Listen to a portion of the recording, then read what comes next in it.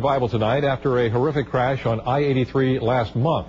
On March 23rd, a tractor-trailer rear-ended a Subaru near the 13th Street exit. The crash left the car literally sandwiched in between that truck and another big rig.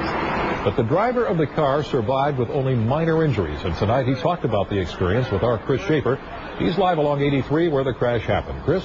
Tom, I was out here that afternoon, and I think everyone who's seen that video has the same reaction I did. Utter shock that anyone could have survived. But Alan Pyrus did just that, and today we came along with him for a very special reunion. Surveying what's left of his Subaru. That was the most ungodly crash and noise I've ever heard in my life. Alan Pyrus remembers what he thought that day when he looked into his rearview mirror. It was pretty clear that I wasn't going to be able to stop. He was coming at me at a good clip.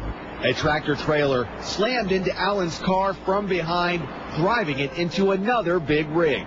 The way things were crumpled around, I was pretty much pinned. But amazingly, Alan only had minor injury. Among the first rescuers on the scene, Saul Alertis. They hadn't seen each other since the crash until now. So I want to say thank you. I appreciate it. Absolutely. It was, you guys did a great job, you know. Saul knew the crash involved a car and a tractor-trailer before he arrived. When we rolled up and saw only the tractor-trailers, we kind of looked over and, my gosh, is there a car in there somewhere? Alertis quickly found out that Alan Pyrus could talk to him.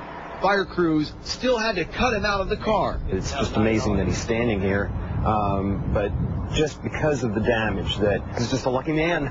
Lucky and well aware that if anything had happened differently that day, he could have been killed. So I definitely feel lucky. I feel like there's obviously a purpose that I'm here. I'm not sure what it is, but I'm not going to be lax trying to find out what that is. This is the third time Alan has visited the junkyard to see his car. The first time, an employee came out to meet him. He wanted to shake the hand of the luckiest man alive.